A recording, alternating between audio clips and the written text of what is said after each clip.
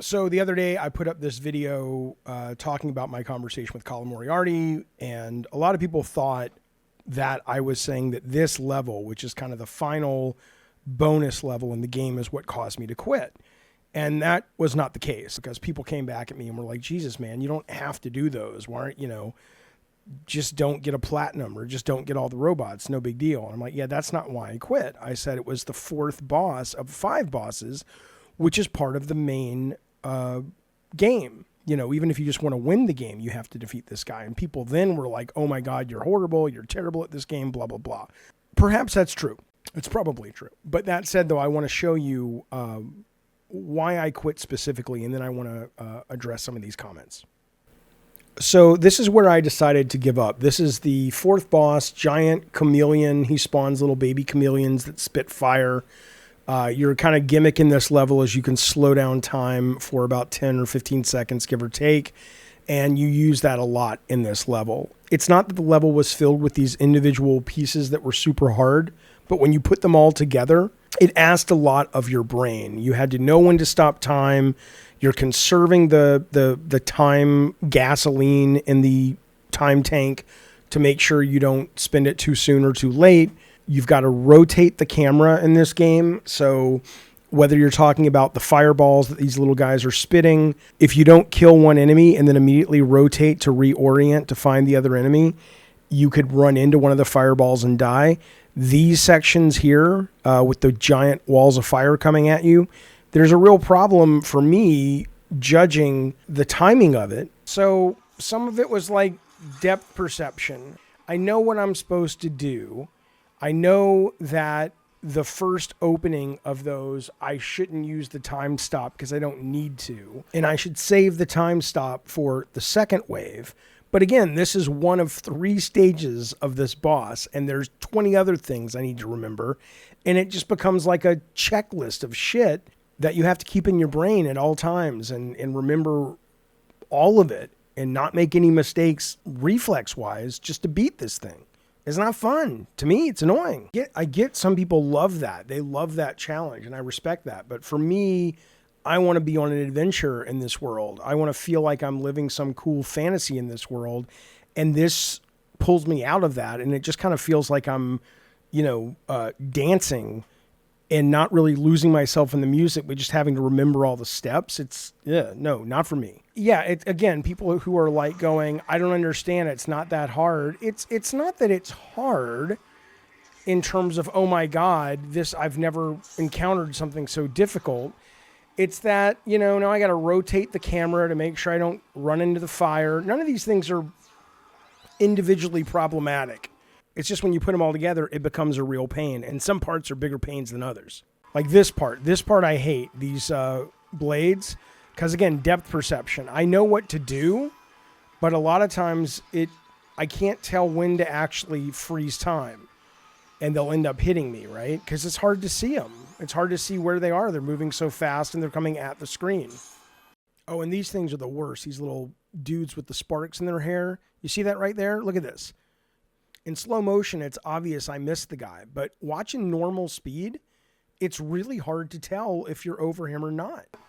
I'm not saying that is hard, but depth perception wise, it's just a fucking pain in the ass. And if I would have gotten this guy the first time, then I would have been able to get over to the chameleon in time before time speeds up again. I would have been able to take the guy out and not get hit.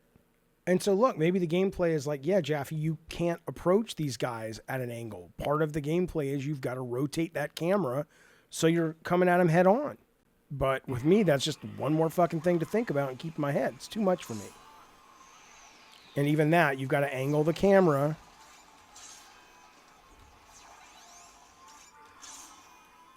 to make sure you don't run into them. Okay, here we go again. Now, this is one of my least favorite parts of this boss. Right? So I've got to figure out when. And that I almost missed it. And now I have to rotate the camera to make sure I land on that thing. And there's no real cue of when the time's going to run out, by the way, right? So you just got to kind of feel it. You can see it on the back of the backpack. But if it turns out you're not looking at it or he's not aimed at the back of you, You don't know how much time you have left. And if you do make it over there in time, it doesn't look like there's a shadow some of the times to tell you when it's time to drop down to the platform. See that? I'm fucked because I did it too soon. Maybe not. Okay.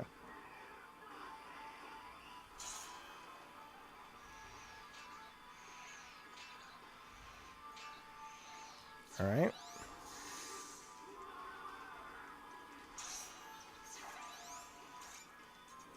Now here we go again with the, whoops.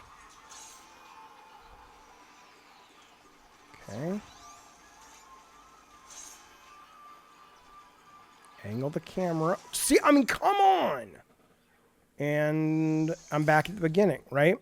And so, again, it's not that any of this individually is hard, like, oh my God. I really don't. This part right here where I'm getting killed, it's kind of a pain. And you could say, well, part of your job when you're playing it, part of the challenge is to go, okay, make sure you have enough time to line that jump up just right. And maybe if you're watching it, you're like, how could you miss that?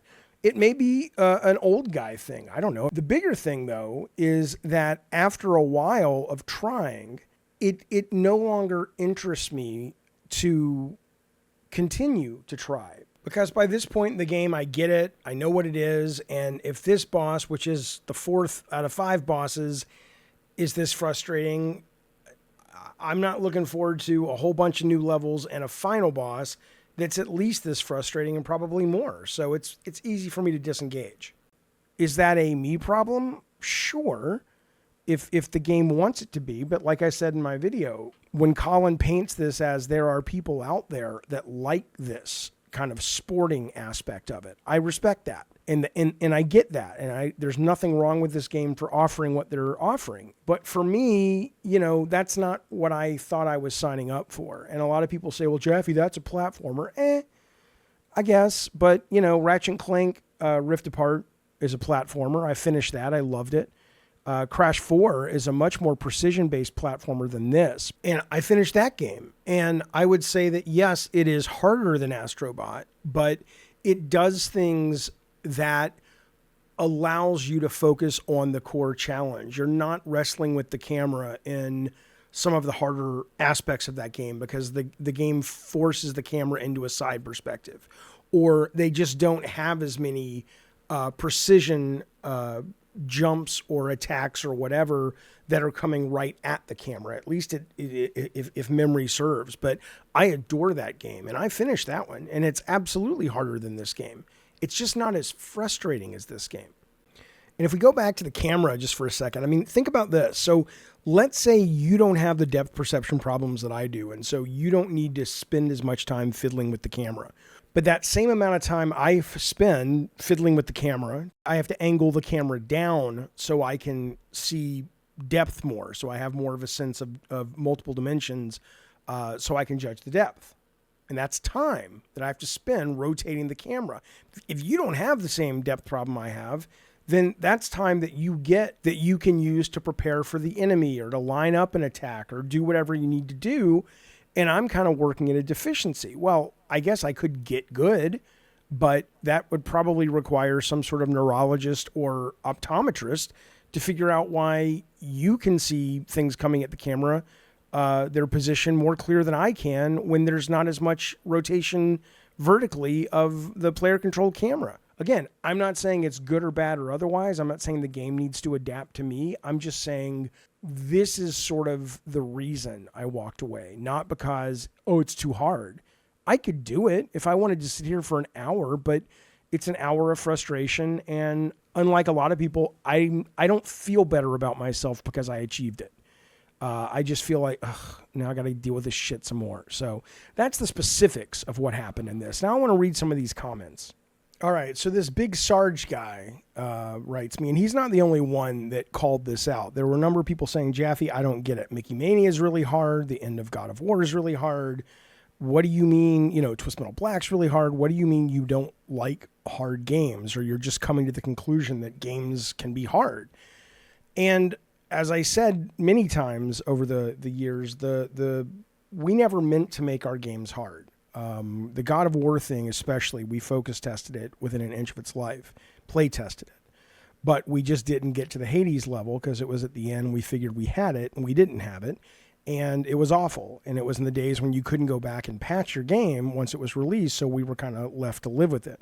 But trust me, calling out my games does not suggest that I'm being a hypocrite. I didn't want my games to be hard. The other games, you know, we were new. We didn't know what we were doing. So we were tuning Twisted Metal Black as if, you know, for us. And we're like, yeah, that's a little easy. Let's make it a little harder, you know, without really having the experience to know that we had been, or you have to be careful, because if you've been playing the game for 2 years and the most nuanced play mechanics are embedded into your muscle memory by that point, you're not the guy to be coming in tuning normal. But, you know, we didn't know this at the time.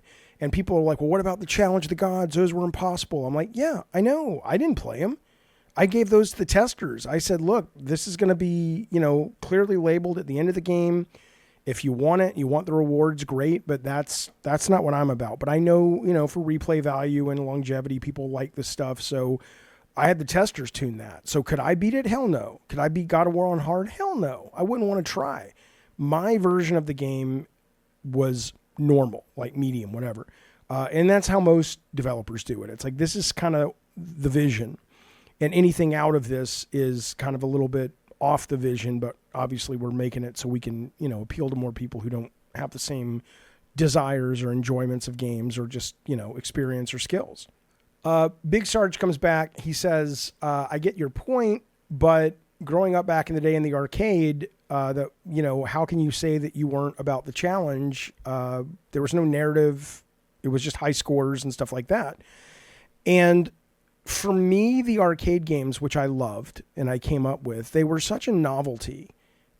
It was so unique to be controlling these characters in these amazing worlds on the screen that was what I vibed with, right? So I didn't really get into Defender because I couldn't enjoy being in space and being a Star Wars fighter pilot, you know, in my fantasy, because the game was too fucking hard.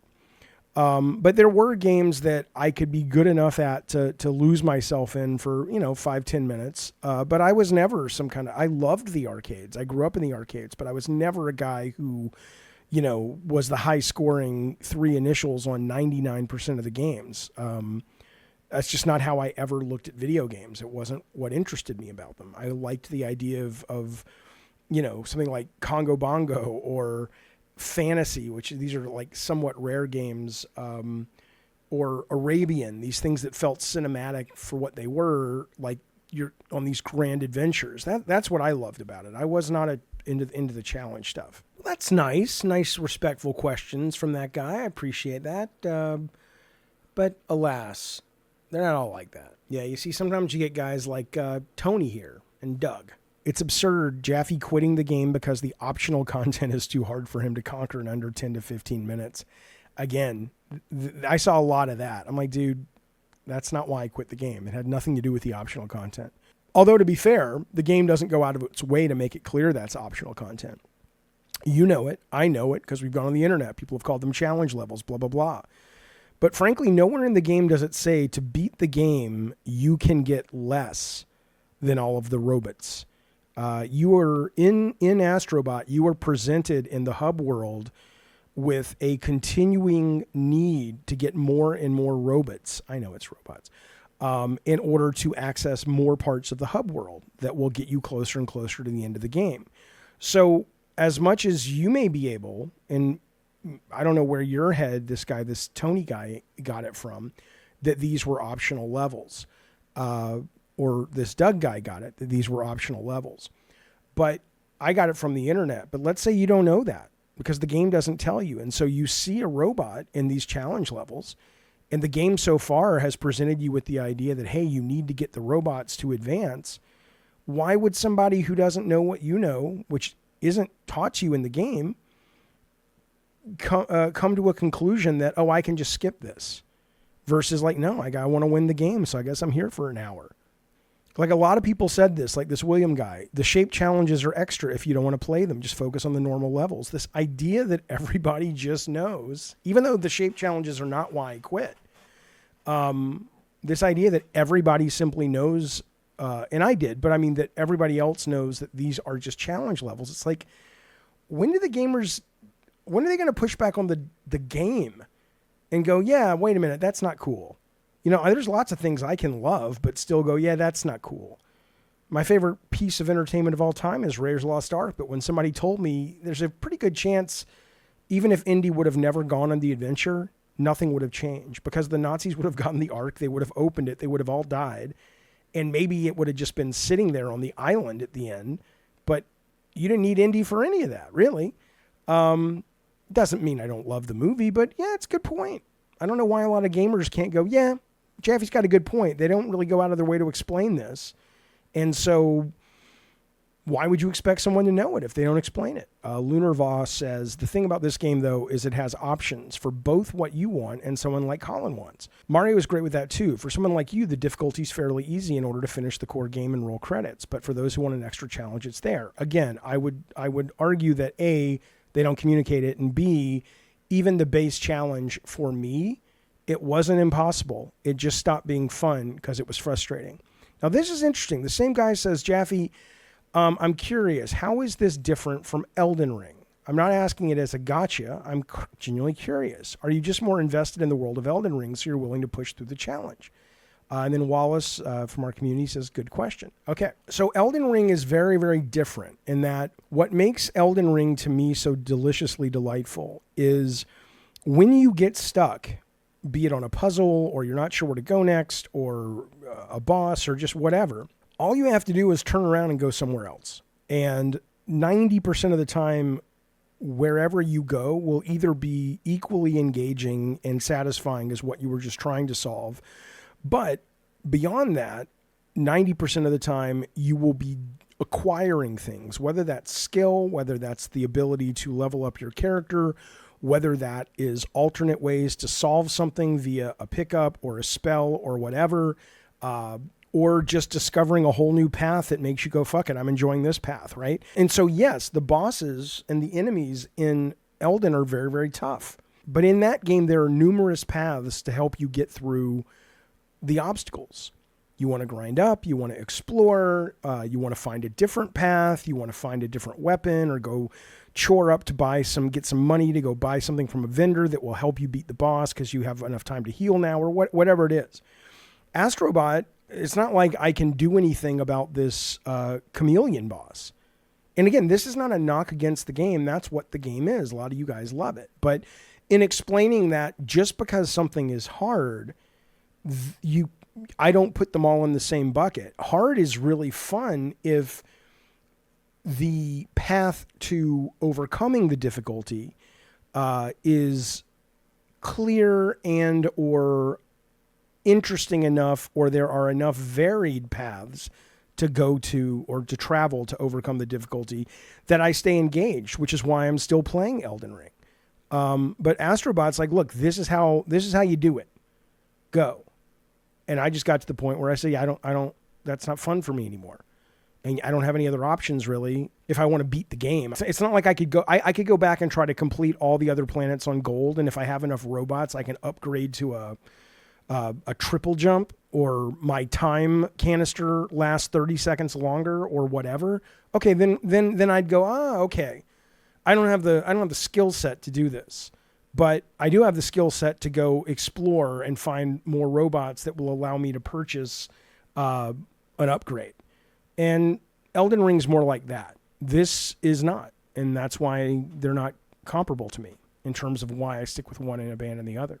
This guy says Jaffe's weird. This guy says, no, he's not. No, I'm pretty weird. But we're all pretty weird. The only difference between me and everybody else is I accept it, acknowledge it, and love it. That I'm weird. I love my weird. Again, these people, I find some of these comments just so condescending and obnoxious. R66, buddy, you've literally played Elden Ring. Gaming is about overcoming gameplay challenges, and that's where fulfillment comes from. Please don't speak for me, R66. Please don't speak for everyone else. It's not that hard to grasp. You really just realize this after gaming for 50 years. It's insane to me that, there is no there is no give on these people on the internet. They just simply think they're right, and they don't even take into account the person they're talking to. Does this guy really think that between the two of us, not that anyone should ever be able to define what gameplay is, what makes a game for everyone, but does he really think that he has the higher ground on this conversation just because he likes games a certain way? I say, for me, Elden Ring's the best game ever made, and then this other guy says, do you really mean that, Jaffe? You're just being hyperbolic and trendy. I don't believe you, LOL. Again, I just spent 20 minutes explaining why Elden Ring is what it is and why it remains my favorite game of all time. But instead of again, I don't want to get into it. That's not what this podcast is about. You guys know it pisses me off. But the main thing is, now I've explained it. Hopefully, you can agree or disagree with my explanation, but at least you have it now, and we can engage in that conversation in the comments and in live streams at a more, good faith level versus these, guys who are trying to actually, I don't know what they're trying to do except annoy me, which mission accomplished.